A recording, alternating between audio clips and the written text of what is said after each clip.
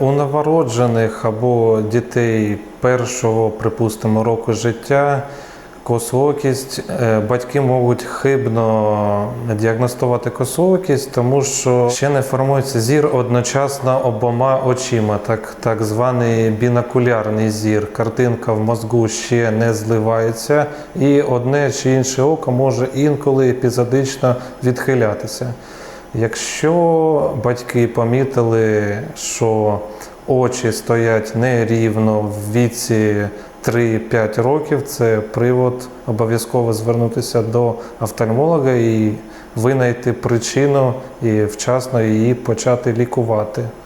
Лікування починається з підбіру окулярів, можливо використовувати оклюзію ведучого ока або приєднати апаратне лікування. В разі неефективності такого лікування ми прибігаємо до хірургічного лікування.